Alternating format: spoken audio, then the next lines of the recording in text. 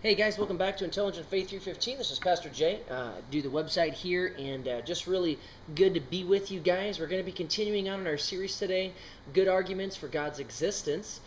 Before we do that, just want to share with you guys a couple of things that if you do enjoy the content here from Intelligent Faith, and if you're interested in the subject of apologetics, evidence for the Christian faith, presenting a rational, reasonable defense for the Christian worldview, you might be interested in these couple of announcements. Number one, starting on May 31st, I'm going to be teaching another class on apologetic discipleship. It's called Reasons to Believe.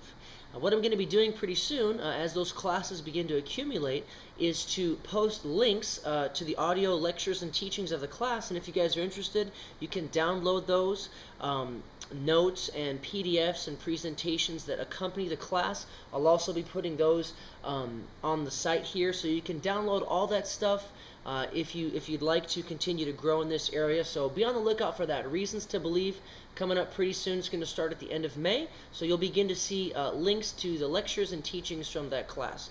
We're going to start demonstrating the truth of the Christian worldview from the ground up. We're going to start with, can we know truth? Is truth absolute? We'll work our way from that to the existence of God, to the superiority of the Christian worldview, and then all the way into the truth of Scripture, the divinity of Jesus, etc. So from the ground up, we're going to be demonstrating that the Christian worldview is reasonable and rational and corresponds to reality. So look forward to that. That's Reasons to Believe, starting May 31st. Also, another announcement is pretty soon here on Intelligent Faith, we're going to be reaching our 10,000th viewer. So that's pretty exciting to myself and Nellis, the Intelligent Faith 315 team we have here. The website's been up for less than a year, and we're going to be getting 10,000 hits pretty soon, probably in the next couple of days, possibly already by the time this video gets posted. So we want to do a special giveaway, and what we decided was this. We're going to be offering to a special person a 3 DVD set collection from Lee Strobel. And the 3 DVDs, these are about 2 hours each at least, with special features and everything, is The Case for a Creator, The Case for Christ, and The Case for Faith. So, in other words, each one of these deals with tremendous evidence for the Christian worldview. The Case for Christ focuses mostly on historical evidence for Jesus and the New Testament documents. Case for a Creator examines some just excellent scientific apologetic information for the existence of God. And the Case for Faith addresses two primary questions: the problem of evil, and how can Christianity claim to be the only way to salvation? That's called Christian particularism. So if you would like to get those 3 DVDs in one collector's pack for free, obviously, from Lee Strobel, then what we'd like you to do is think about making maybe a 2-minute video. Needs to be about 2 minutes long, and you can post it to YouTube. What we'd like you to do, very, very simply, is let us know how learning apologetics, getting trained in defending your faith and giving a reasonable answer for your Christian worldview, how it's helped you to grow and be discipled in apologetics. And also, let us know how Intelligent Faith 315 has been a part of that and perhaps has helped you grow as a Christian. So just address those 2 subjects in about a little 2-minute video. You can post it on YouTube. Email us at jason@claycup.com, or the other email address that we have listed on our website. I believe it's intelligentfaith315@gmail. And whoever, does the most interesting video and just, really speaks to us there, we're going to be sending you that DVD set, and we're going to post your video on the website for everyone to see. So whether you're from Russia, China, Germany, Ukraine, the United States, or Puerto Rico, and we have viewers in all those countries and even more beyond, we do encourage you to just think about making a real quick 2-minute video. It can be with your cell phone, your iPhone, a video camera like this, or with your laptop, whatever it is. It doesn't have to be, super awesome, high quality. You don't need to edit it. Just let us know how learning the topic of apologetics and perhaps even Intelligent Faith 315, how this ministry has been a blessing to you. And we'd love to hook you up and send you those 3 DVD videos. And they're great too, because you can share them with your friends and family, pass them around. Great tools for your own learning and for sharing your faith and the Christian worldview with some other folks around you. So keep those 2 things in mind. Reasons to Believe, apologetic class we're going to be posting about starting the end of May. And then when our 10,000 viewer hits, we're going to open it up for this giveaway. So I encourage you to keep that in your mind. Well, today, as I said, we're going to continue on with our series, Good Arguments for God's Existence. Actually, we should probably call it Great Arguments for God's Existence, because these are very, very good arguments. By the way, if you are watching this and you're an atheist, a skeptic, a humanist, a naturalist, I'm really glad that you're here. If you're tuning in perhaps on YouTube, you can flip on over to our main website, intelligentfaith315.com. But I really encourage you, if you hold a different viewpoint than what we do, that's great. I'm glad to converse with you, and I'm very glad you're here. But don't just send us questions via email. Do encourage you to make a little video, a short clip, maybe a couple minutes long, 5 minutes, 10 minutes, and post your questions in video format. And we will respond to them. We'll post your video on our website if we can do that. And we could have kind of like an online conversation about any objections, questions, doubts, problems, contradictions that you may see in some of this stuff. So we'd love to do that. If you're an atheist or a naturalist, or if you just object to the Christian worldview in general, do encourage you just to take a couple minutes and make a video, and we'd love to interact with you that way. So again, we're going to continue on today with this series, Great Arguments or Good Arguments for God's Existence. As you guys remember, we've already covered the cosmological argument. We covered the cosmological argument from contingency, that's popularized by Gottfried Wilhelm Leibniz, and also we covered the Kalam cosmological argument, which was made famous in ancient days by Bonaventure, but in modern day times by Dr. William Lane Craig and others, but he's the most famous proponent of the argument. Today we're going to start to talk about the moral argument. We gave you guys kind of a little bite-sized preview of the argument, I think about a week ago, a short 2-minute video from the 1-Minute Apologist, and Dr. Craig there just gave a quick summarization of what is the moral argument. Now let me tell you this. You may talk to people and they may not really be open to the teleological argument, or what we call the design argument. They just may not be very open to that. Maybe they're not into science. Maybe they don't like science, or they don't know very much about it. For whatever reason, maybe that argument won't impact them very much.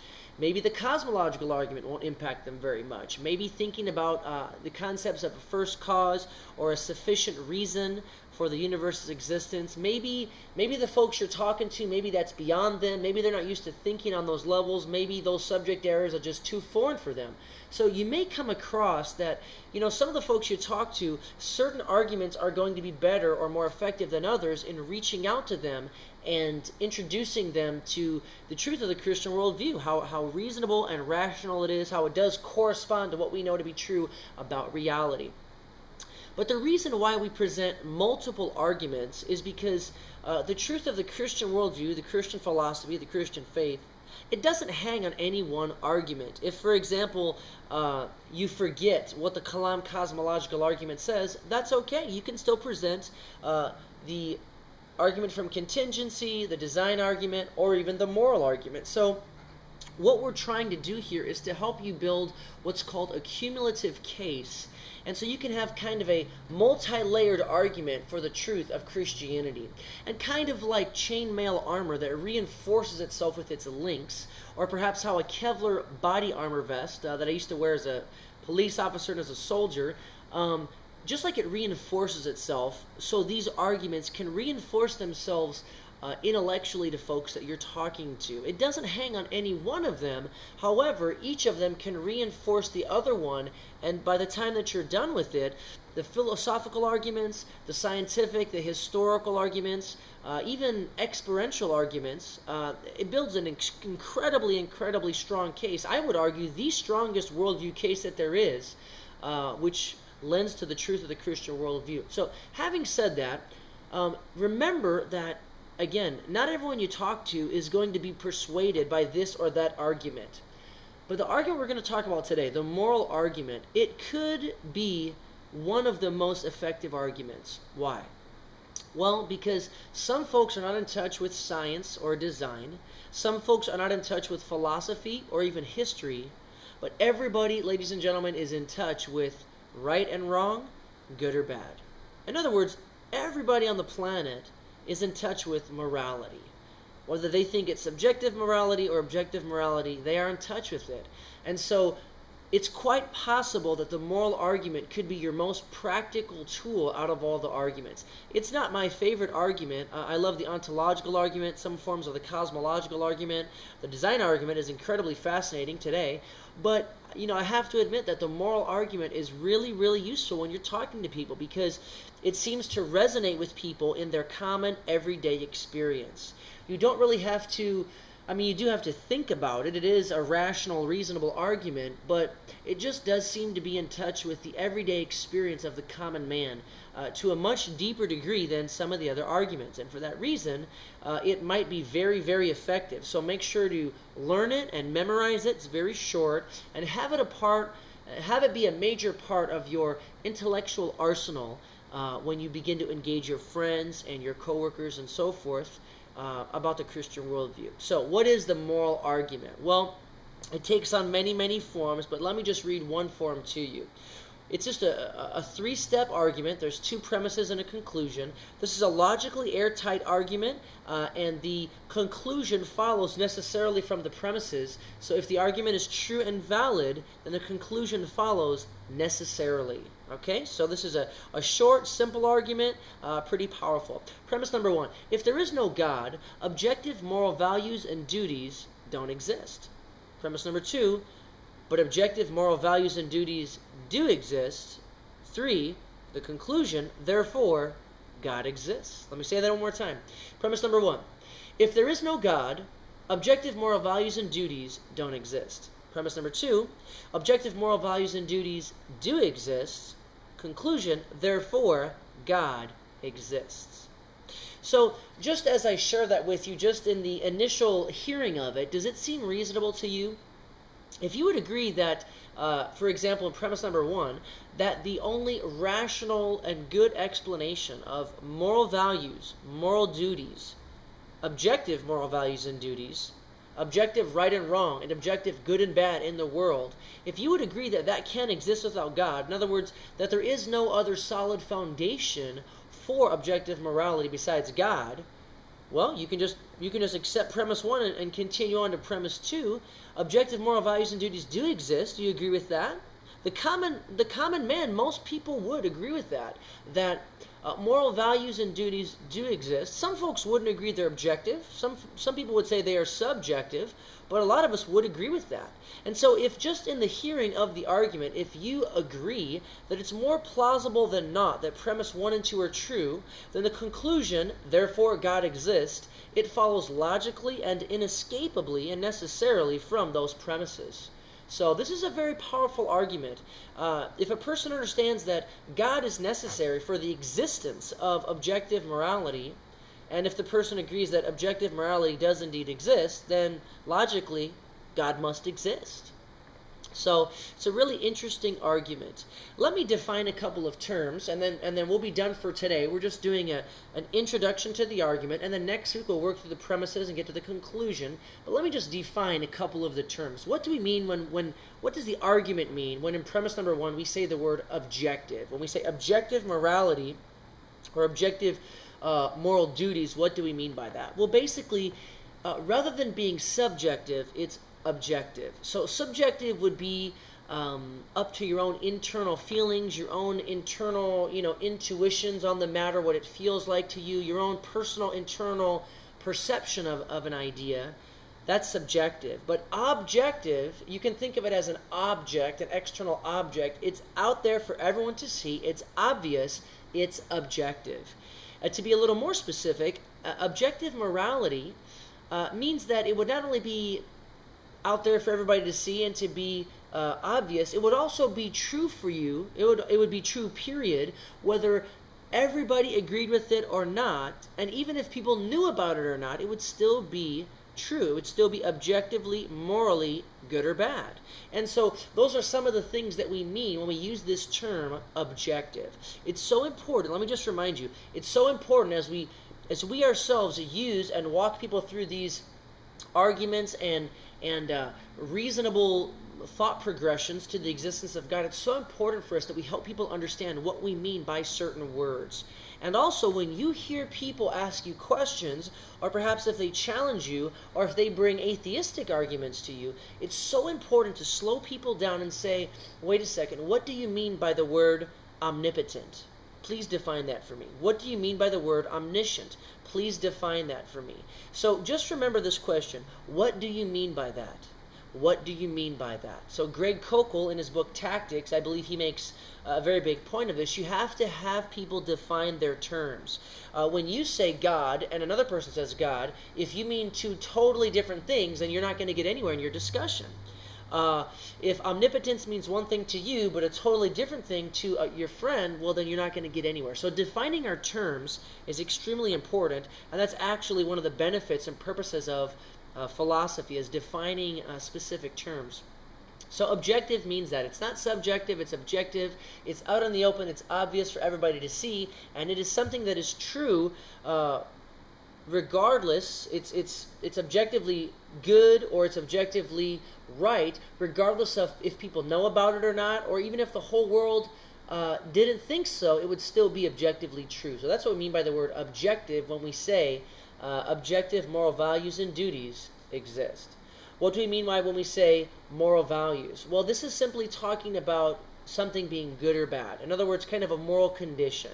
Moral values, you could kind of think of it as the moral condition, and moral duties is a moral obligation. So when something is discovered to be morally good, I then have a moral duty or a moral obligation to do that, and that becomes then the right thing to do. Moral duty is a response to moral values. So one of them, moral values, you could kind of think of it as moral condition, and then moral duties, you could kind of think of it as your moral obligation to do what is good. So doing your moral duties is doing right or doing wrong, and when you observe a moral value, it's something that is good or bad in its moral condition. So you could think of it like that. And then two more words that we'll just define, and you can think about these for next time, are two expressions: moral nihilism and moral relativism. You're probably familiar with moral relativism. Moral relativism basically just says that it's all relative.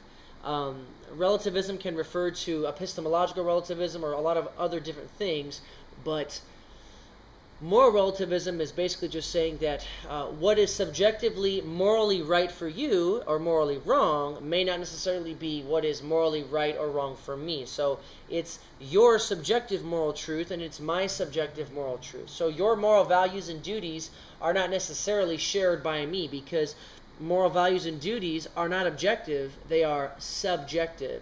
To the subject, to the individual person, they're relative. So there is no overarching objective moral value.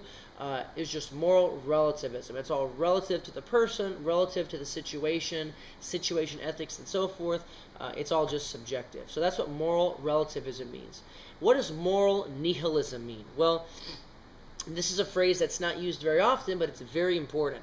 Moral nihilism is, you can think of the word annihilation. So it comes from the word nihilism. Nihilism just means the absolute destruction of any moral right or wrong or good or bad. There literally is no such thing anymore as good or bad, right or wrong. Moral nihilism is the absolute doing away with anything good or bad, right or wrong at all. So there just is nothing evil. There is nothing good or righteous.